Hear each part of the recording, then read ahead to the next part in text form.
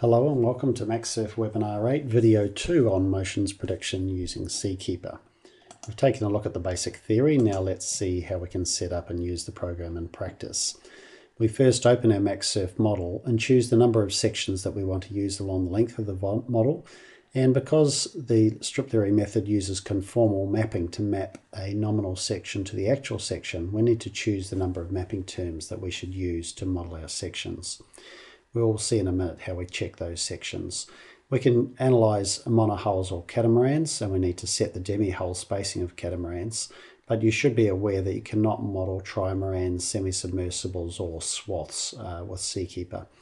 The swaths are a catamaran, of course, but because of the very small waterplane area, it's not possible to get accurate results for that type of vessel using the approach in Seakeeper. As well as the geometry of the hull, we need to define the mass distribution.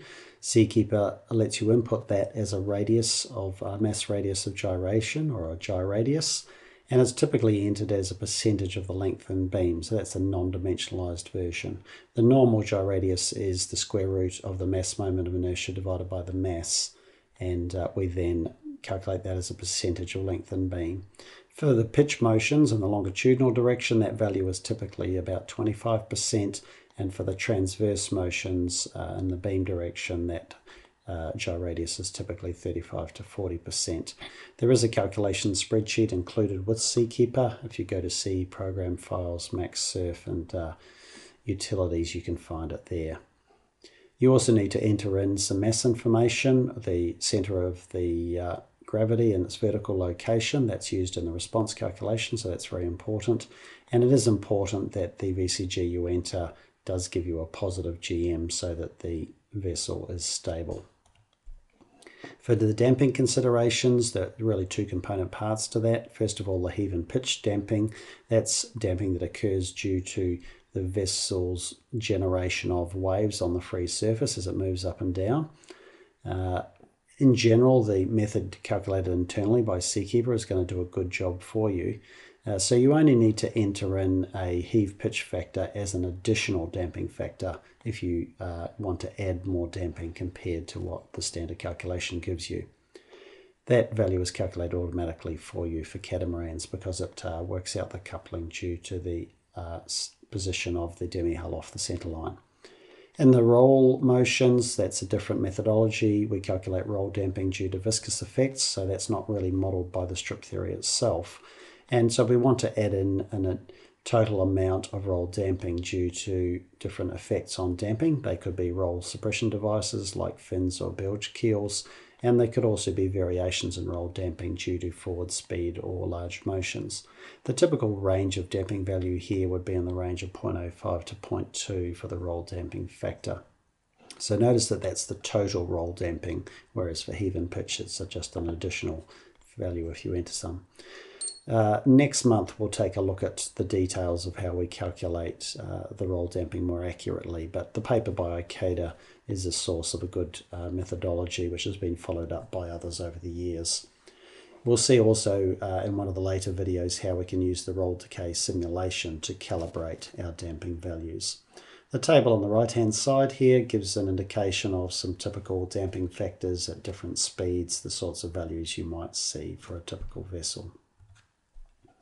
We also need to do some setup with respect to the type of analysis method. If we've got an immersed transoms, there's an option to include the transom terms to correct for the low pressure area around the immersed transom.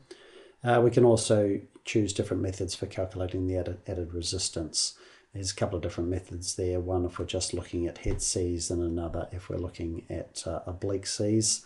And the Salverson method is pretty good for most hull shapes. The Gritzmer and Birkelman method's more for cargo ships. And there's also a couple of options there on the wave force. To calculate the response at different locations on the vessel, we enter in a number of remote locations. Each of those is defined as a distance from the 0 point, and Seakeeper will calculate the distance from the centre of gravity for you. And there's some additional coefficients that we should enter for each of those points to define other properties like the friction values. If we're looking at accommodation locations or bridge locations, we might also want to enter in the exposure time to define how long people can be in that location for the purposes of motion sickness calculations. Then for the actual vessel calculations themselves, of course, we need to know how fast the vessel is going because that affects motions. So we can enter in the range of speeds.